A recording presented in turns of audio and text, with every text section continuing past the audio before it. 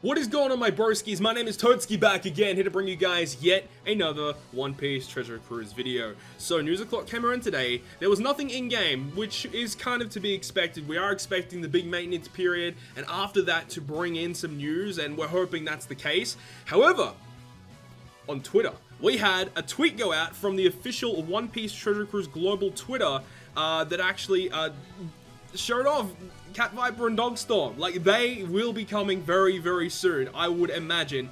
They usually do this within a week of a Sugo Fest coming out, so I do think that these guys are coming to Global. They are going to be arriving probably around about the same time that the Korean version is going to be getting them. But this doesn't end here. There was also a tweet that went out from the Japanese version of Treasure Cruise.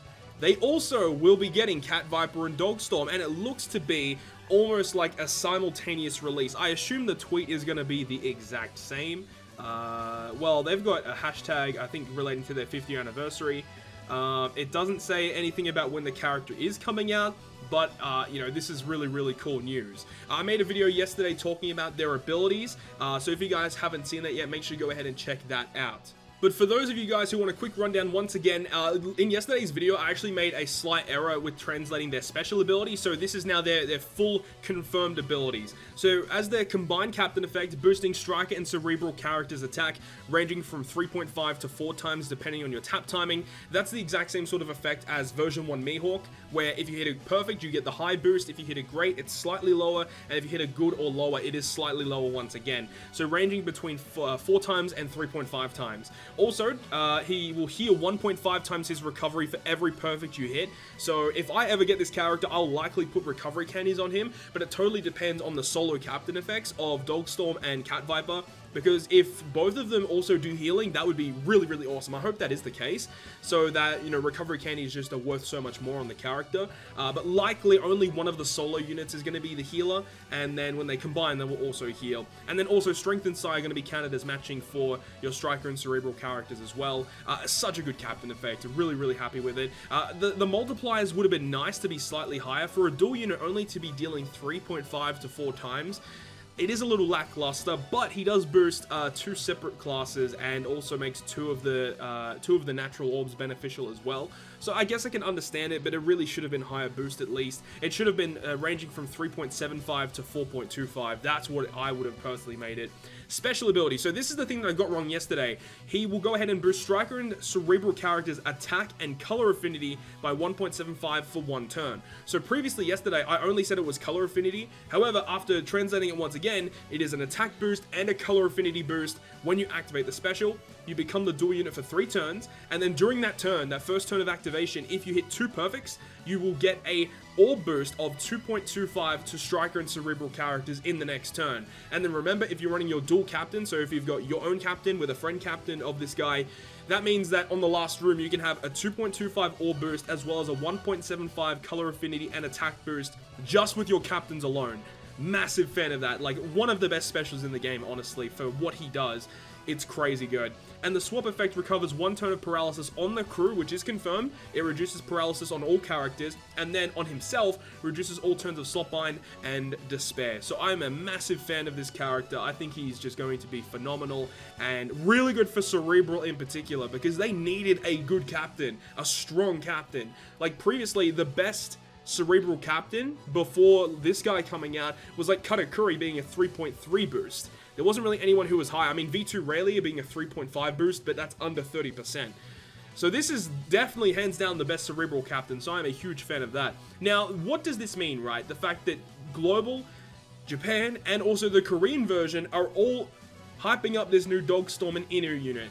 I personally think that this could mean we could be getting a new World Clash event. That could be the case. We don't have full confirmation on that, but it is highly likely considering all of them are releasing at the same time. And last time we had a simultaneous Sugo Fest was literally when the World Clash came out. And this was my whole theory as to why I thought it was going to be coming in November, because that was when we got the World Clash last time. This is a post I made a long time ago, 6 months ago. It's probably even longer now. Part 1, November 16th, was the start of the World Clash Sugo Fest. And for this Sugo Fest, it was first pull was 30 Rainbow Gems, Then 2nd, 5th, 8th, and 11th, last wanted poster is guaranteed to be a boosted character. See, that's kind of bad. And then the 3rd and 9th multi, last wanted poster is guaranteed to be either a legend or one of the new characters. For the World Clash, the World Clash characters were the Gear 4 Luffy, the Fleet Admiral Akainu, and Blackbeard. Those were the 3 rare recruit characters available. Now, I could see them definitely do something similar to this if they are choosing to make another World Clash Sugo Fest, where they bring along CATVIPER and DOGSTORM, and then potentially bring along 3 additional rare recruit characters that are built for the World Clash, all being Striker and Cerebral characters that support Neko and Inu. I think that would make a lot of sense, but it does also, you know, give the question is, are we still getting Katakuri and Snake Man? I honestly have no idea. I still think that we personally are getting Katakuri and Snake Man still. And the reason for that is because on Kaido's treasure map, hands down, hey, let me pull up the webpage. So here we are on Kaido's treasure map information page. We have the final boss, which is against Jack. So Jack is the final boss, but then you have the intrusion battle in the middle against Kaido. And the reason why I do think that we are still getting Katakuri is because of these treasure map rare recruit characters. These treasure map rare recruit characters all work directly in a Katakuri V2 team. So I think it would be extremely weird if we got all of these treasure map rare recruit characters that don't have a boosted legend that they work for. Let me go ahead and pull up the database. So on the database right now, we can see we have the Eustace Kid, the Basil Hawkins, and the Apu. All of these characters, classes, and types you can see here. So quick shooter driven, sci-fighter slasher, and quick shooter driven as well. In terms of boosted legends that could really work with that, I don't even know, man. I truly think that we are still going to be getting Katakuri and Snake Man just because of these characters working with those guys, with those legends. But you know, that goes to show, last treasure map we got given the Cavendish and Sanji. Though, technically, they really shouldn't have released there, but we got given them. They don't work with the boosted legend at all, but we still got them, so who knows, really, but that's my reasoning as to why I still think we're getting Katakuri and Snake Man. But it begs the question, are we going to be getting these guys along with that Sugo Fest, or are we getting Katakuri and Snake Man first, we'll get the treasure map, and then after the treasure map, we'll get these guys come out? You know, it's really hard to see where this is going right now. We don't have any confirmation of any events coming up. Global should be getting the next campaign event very, very soon. We don't have any information as to when that's going to be coming out. I believe the current campaign ends on the 22nd, which is the maintenance day. So I would assume either right before the maintenance or like literally after the maintenance period ends, we'll get information relating to the next Sugo Fest coming out. Or we'll have to wait until the live stream happens for the announcement of the lottery stuff for us to get more information for upcoming events. So it's really difficult to really see where this is going. But you know, this is the original World Clash website. You know, after the World Clash completed, we got this information here where it says when we reach 100 million downloads, we have the voting campaign for the next dual legend, which we obviously chose Neko and Inu.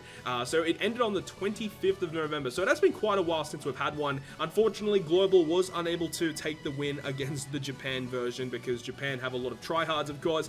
Global's slacking. Come on, Global players need to rise up. But yeah, I hope we do get this again because, you know, this could mean we could get another really cool character like this Ace. That could be really awesome.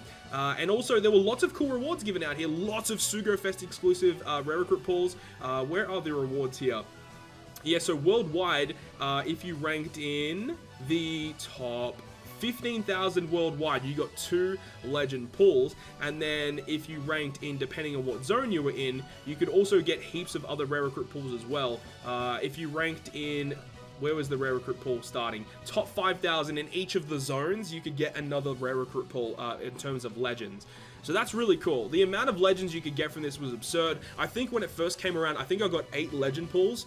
Though, saying that, the legend pools were actually really bad in terms of the rates to get really good legends. I got a lot of old legends when I did do these pools for the World Clash. But still, it could be a really cool event for people to potentially get some more legend pools for them. So that's just my whole thoughts and opinions about this. When I saw this, I was going nuts having a look at this. So I just wanted to make a video showing you guys that yes, they are now fully officially announced that they are going to be coming to, it looks like, all versions of the game at the same time, but we don't really know when that's happening, and it could be the fact that it could be a new World Clash event, World Clash 2.0. We'll have to wait and see about that, but if there is any more developments on the Neko and Inu stuff, I'll make sure to bring it to you guys in the video. So that's going to conclude this video today. Hopefully you guys have enjoyed it, and if you guys have enjoyed it, make sure to leave a like, and if you want to stay up to date with all of the content I post, including more One Piece Treasure Cruise content, make sure to hit the subscribe button down below. But other than that, guys, I'll see you guys within the next video.